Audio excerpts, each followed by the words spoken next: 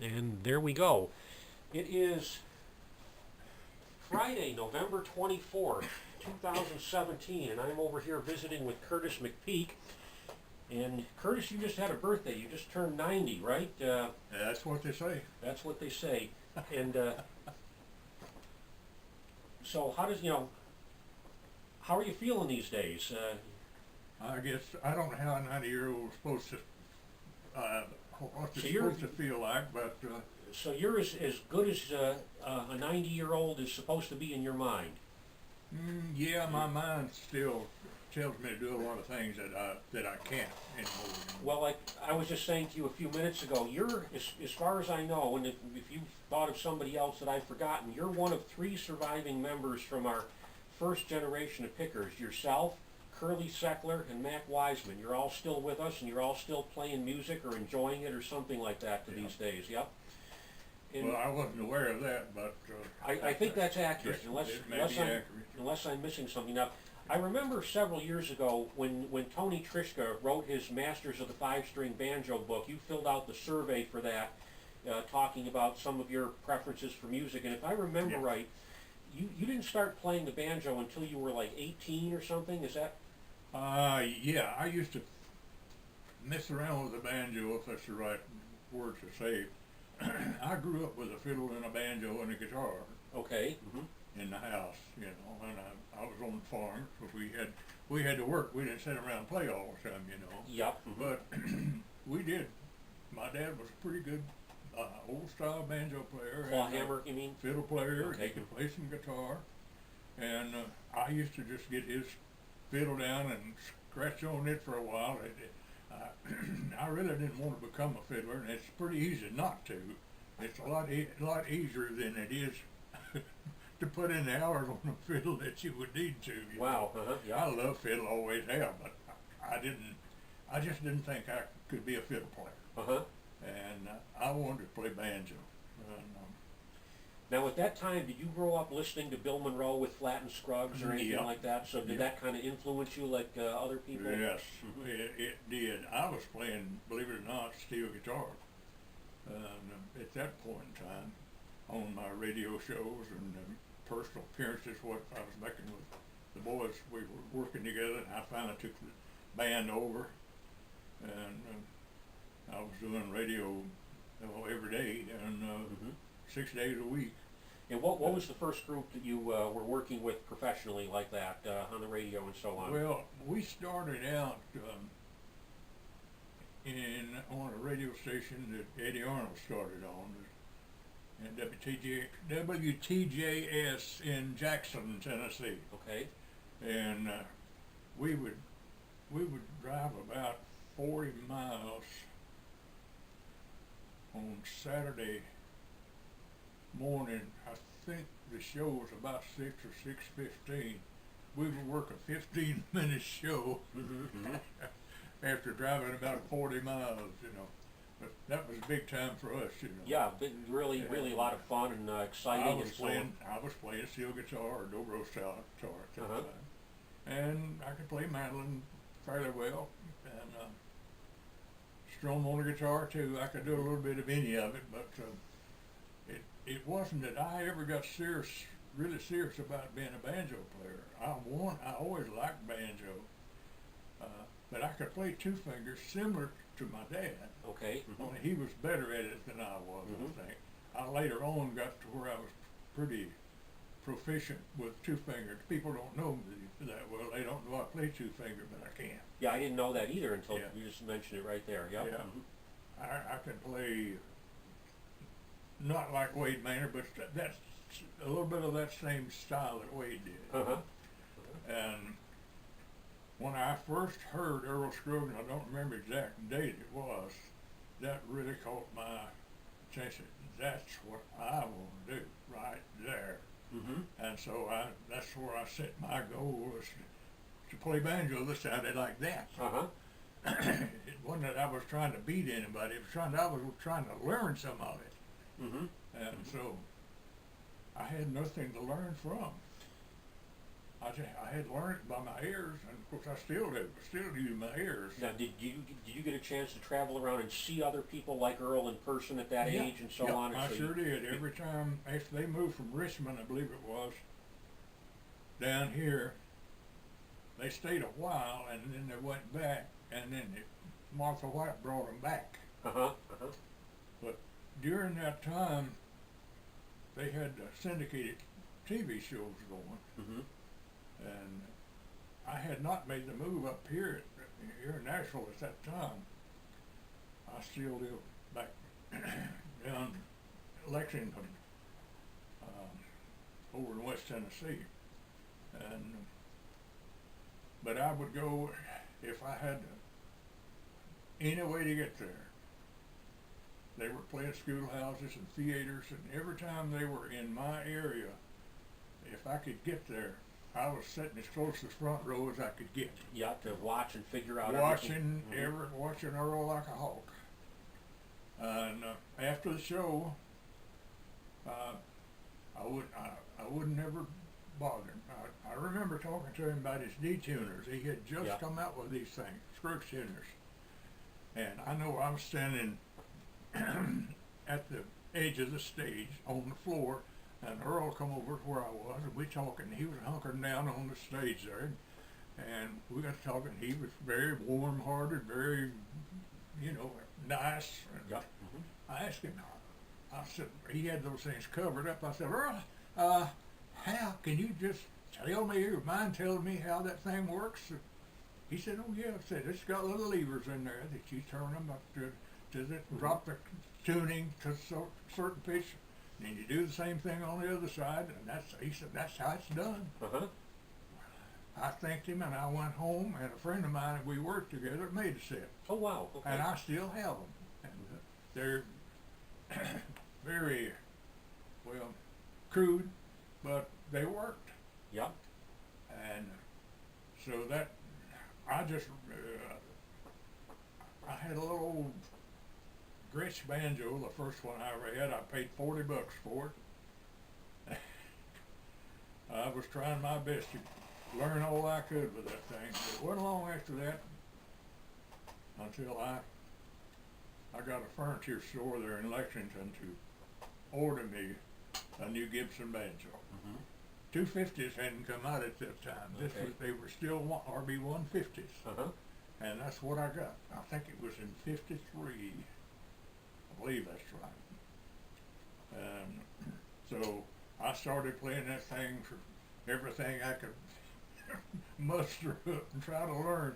It was just a lick here and a lick there, and I'd play by sound. If I couldn't see Earl do it, I'd listen to what I thought he was doing.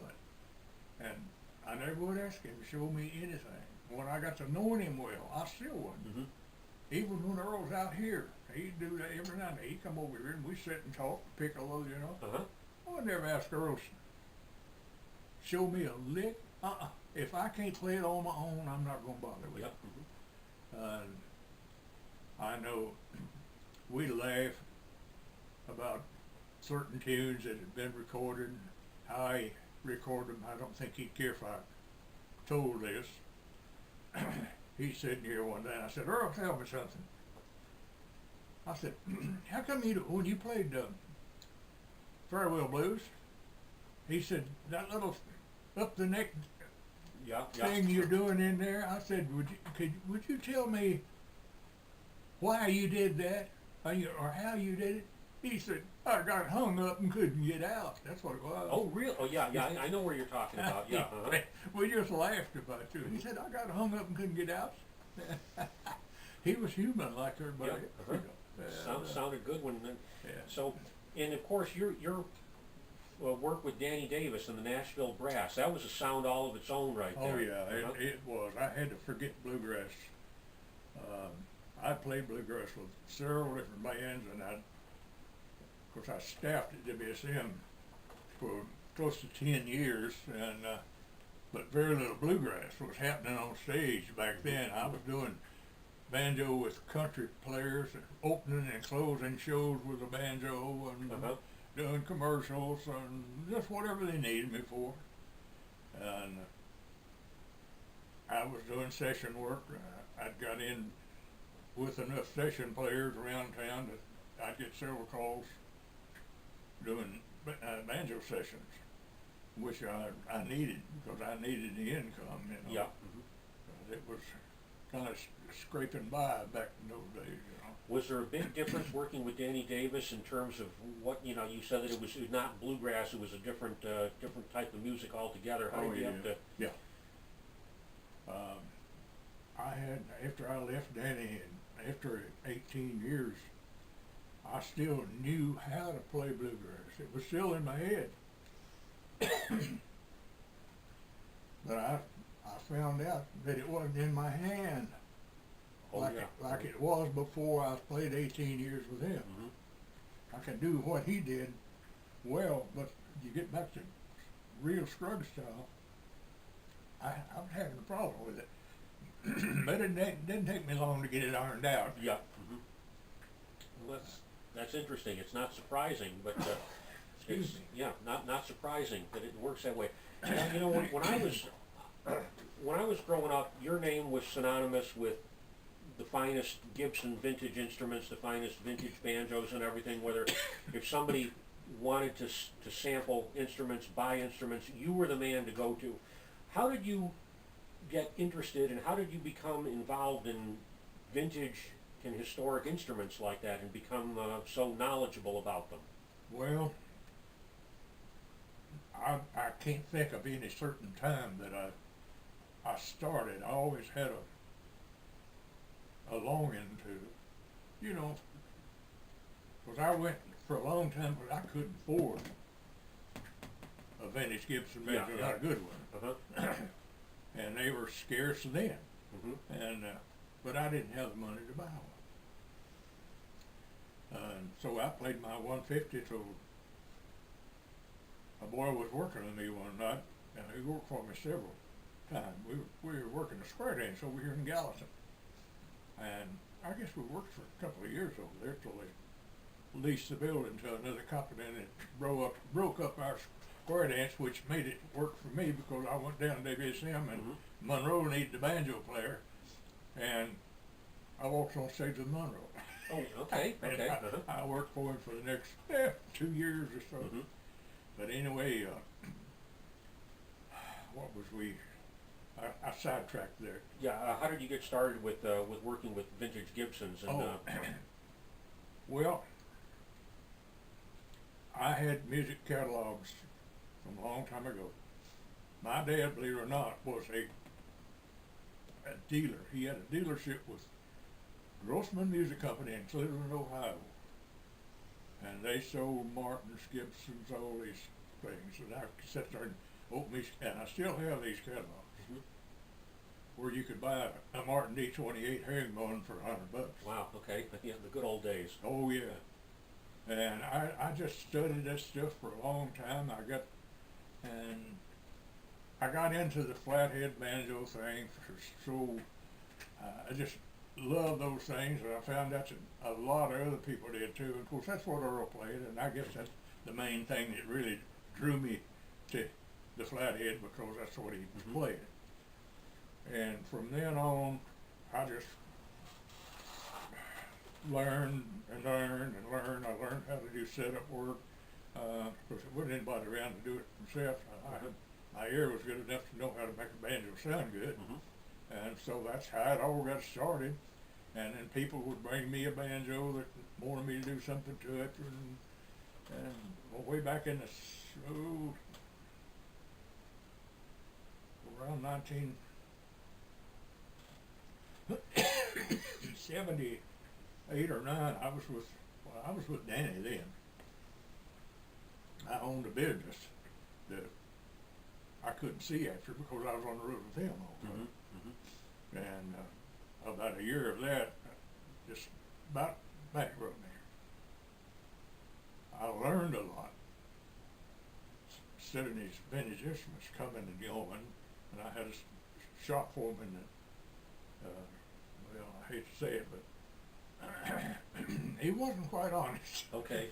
If you take it from there, Yeah. he about emptied my store, and I just folded it up, and So I kept on with Danny for 18 years, but I never lost sight of buying and trading or sell one or buy one, and I just learn, and I don't know it near all yet. Sure. Some people think I know more than I think I know, but it's really basically it's years of hands-on experience. Okay. Now, since there's not enough pre-war Gibsons to go around to everybody that might want one, if somebody is looking for a banjo, or if you were going to build the perfect banjo today from scratch, what would it need to have in it? What makes a good banjo if you had to put one together all over today? That's an easy question, but it's hard to answer. Banjos are like guitars. They all have their own sound. And you can make a banjo out of different kinds of wood. You can put different kinds of metal on it. You can put different types of tone rings in it. And you may put yourself together a banjo and say, man, listen to this thing. Well, if somebody else said, well, Bill need one like that, it ain't gonna happen. It won't ever sound like that one did, probably. And the reason, there's a lot of people that got fine instruments. They don't get the sound out of them because they don't play for sound and tone. Yeah. You know that yourself. Sure. You can hand an instrument to 6 different people and it'll sound 6 different ways. I've heard that happen exactly like you're describing. It will. I mean, like pop metal versus bronze. You were even talking to me once before about pop metal tension hoops and saying that was a thing to have. But again, it all depends on how the other parts are working together. You could have a banjo with a brass tension hoop that sounds... It's going to sound a little different. Yeah. It'll be a little brighter, a little ringier, more sustain on the note than it will if it's got that pot nut hoop on it. May not be noticeable to everybody, but there is a difference. Well, this is something that I've been observing more and more and more. People have an instrument, let's say it's a mid-grade instrument, mid-priced, whatever, and they say, oh, it doesn't ring enough. It needs to have more ring. It needs to have more sustain. Maybe it sounds like it's stuffed full of a rag or something like that. And I keep making this observation. You don't want a banjo that when you pluck a string, it goes ring. You want it to go bang. You want it to take all that energy and just pop it out into one big explosive snap. Yeah, you do. But you need a certain amount of sustain with that, and that's where it gets tricky. And so it's like you say, no two instruments are. You can't just write one set of rules that applies to everything, right? They don't apply every time. One banjo will hold a note sustain a little better than the other one will. So it's a Some matter. people like that better. They want that quick break off note, and there's other people like me that want that note to sing a little before it breaks off. So you get one in your lap, or you put one together, and then whatever the raw package is, then you got to tweak it and adjust it to try to get the best you can. You do, and when I had people that come in here a lot, they called me up and said, I want you to look at my banjo. It's the worst sounding thing I ever heard. And he said, I got it new a while back, and he said, it sounded good for a while, and he said, I almost laughed, you know. We'd be talking to me on the phone, and I almost laughed to myself, you know. I said, it needs tweaking up, which I can probably do in about 5 or 10 minutes. You won't know it's the same banjo. Yep. And so I know a guy walks in here one Sunday afternoon, just over here in Madison. I don't remember his name. Wouldn't call it anyway, but he said, I got a new banjo. I said, I want you to look at it. He said, it's the worst sounding thing I've heard. And it was a good brand banjo. I won't tell that either. But he walks in here with it, takes it out of the case and hands it to me. I pushed on the head. I said, no wonder. I sat here, reached over my desk and picked up a T-wrench, removed the resonator. I sat here and put that head where it belonged, put the resonator back on and handed it to him. He said, I ain't never in my life heard this banjo sound like this. I said, well, that's all it needed. and it can make or break an instrument. Sure. And everyone has a certain sweet spot that you got to go to, right? I used to have, I used to have people come in here and say, well, I went to a music store over here, so and so, and they had a Granada. If we know what that is, the world don't know what a Granada is, but we banjo people do. Yep. You know, and he said, I played one over there, and he said it didn't sound good at all. I said, well, play one of mine. I got a new Granada sitting right there. I said, play it. He picked it up and he couldn't believe the difference. I said, well, now if you go get that banjo he's got on the wall over there, it don't sound good, and bring it to me. In about 30 minutes, it will sound. I said, they've got to be set up. A lot of dealers buy them. They stick them in a corner or in a glass cage, and they don't know how to adjust one. And they won't. It'll just sit there and keep getting worse and worse and worse to get where it's just not worth it. Yeah. A hoot, and until they've got to be kept. A banjo has got a lot of nuts and bolts, and they've got to be adjusted right to make them sound good. But there's so much variation. Yep. And then you take the same banjo, give it to 6 different people. It's going to sound different. You'll get 6 different sounds. I hear you. It's all in the hands. Yep. And then after we get through talking all that, and then I said, your banjo sound is the guy that's picking it. That's true. Well, speaking of sound, you've been working on a new album, which kind of came as a surprise to all of us who found out. I know it's not out yet, but hopefully it will be within the next year. Tell us how that came about and what you've got on there. What's the name of it again? The name of it is named after one of Lester Earl's song titles. All the Good Things Outweigh the Bad. That's a good title. That's number 1 cut on the album. Me and Andy May, which we work together quite a bit. He has a publishing company and actually has a record label. We were sitting here one day. We like to do the old time folky things. He's a good folk style guitar player, thumb style, or we go back and play this old 30s sound. It's as near as we can. And we were sitting here playing on something. One of us said, boy, that sounds good. I like that tinge. I believe it was me, said, why don't we record it? Just fooling around, you know. He said, why not? You know, it started from that. Okay. We started out, he said, well, let's do 2 or 3 tests. Let's go to the studio and do 2 or 3 tunes, like a demo, a thing that we ship, you know. I said, all right. But the further we went, that wasn't enough.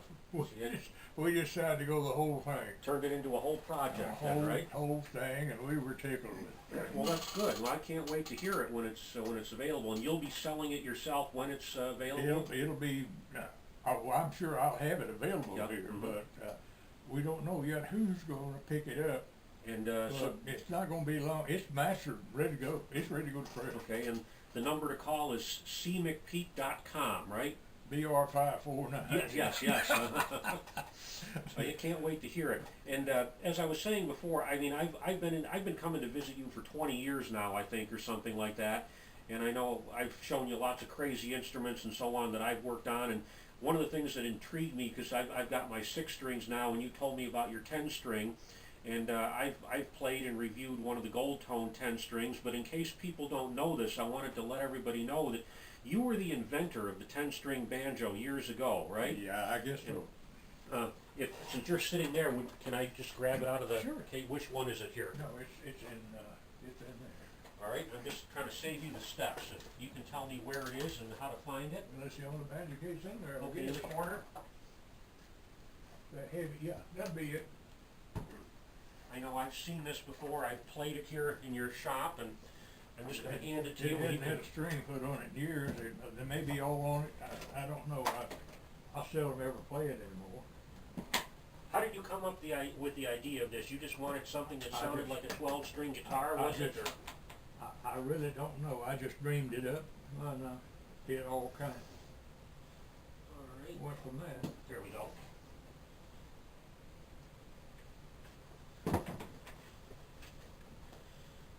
It's probably not 10.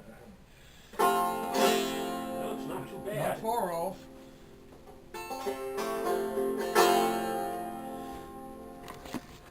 So this is your 10 you know. Yeah, and so that I can't believe I think stayed in tune all that. two 5th-string pegs, 8 pegs up at the top, and it's tuned in pairs just like a 12-string guitar, right? Part of the way. Part of the way, okay. Yeah. I mean, you can tune it any way you want, but you recorded several songs with this years ago, right? I've got some of your cassettes. I recorded several songs with it. One of the record companies, we put out I forgot how many records we could, 5 or 6 or more with this company in California. They put it out, and they called me when they said, we got a hit. I said, what? Mm-hmm. They said, it's breaking pop right now. And then wasn't too long after that, they were broke. Oh, wow, uh-huh. So that's how far it got. Okay. Hang on one second, if you will, Curtis. I just want to double check. Okay, so what year did you, if you remember, did you come up with the idea and put 1966, huh? So there you have it, folks. Documented, the world's first 10-string banjo, 1966. And I remember you telling me a story that when you recorded, I think it was Red Dress or something like that, Doug Dillard came to you and asked you how many times you had to overdub the recording to get it to sound like that. You said just once, and you showed him that, and he was, go ahead, tell his reaction. Well, he couldn't believe it. We were working in Vegas, and the band he was with was working the same stage we were, and we were sitting in the dressing room. Mm-hmm. And Doug said, I want you to, like, how many times did you overdub that banjo to get that sound? I said, it's not overdub, it's all one. He said, what? I said, yeah, I did first just one time. Mm-hmm. And he could not believe it because it sounds like 2 or 3 banjos. Yeah, it does. I know. I've listened to recordings. Well, that's great. That's a neat banjo right there, and that's the only one that you've ever built, or only one that you've had like that. Yeah. Yep. And all these years, it's still there. Yep. I used it some recording with the brass. I used it on stage a few times with the brass. Did you? Mm-hmm. I made recordings of it here in town for myself, and I recorded it on other people's records. Mm-hmm. And actually, Bayless Lack borrowed it one time, a couple or 3 years ago. Mm-hmm. I don't know what all they cut with it, but he did. Mm-hmm. I've never heard what he did with it, but Okay. he came and got it anyway. Good.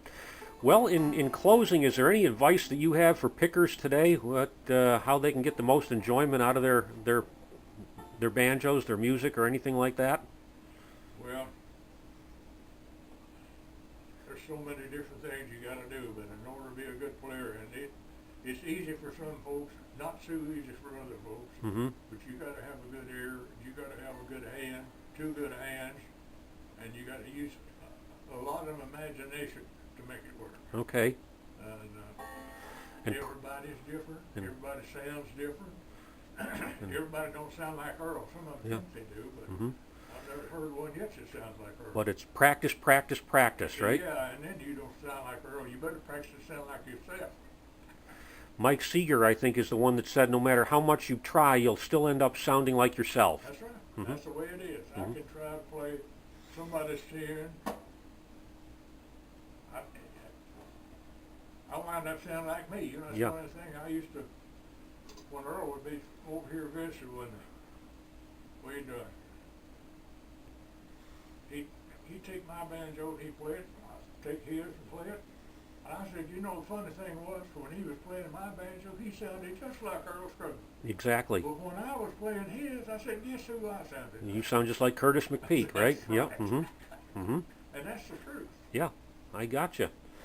Well, this is, like I say, we're looking forward to your new project when it's available, and hopefully it'll be soon. And I believe within the next few months we're gonna get something over on it pretty quick. okay, well, count me in line for one of the first sales when it's there. All right. All right. Well, thank you very much for your time here. You're And very welcome.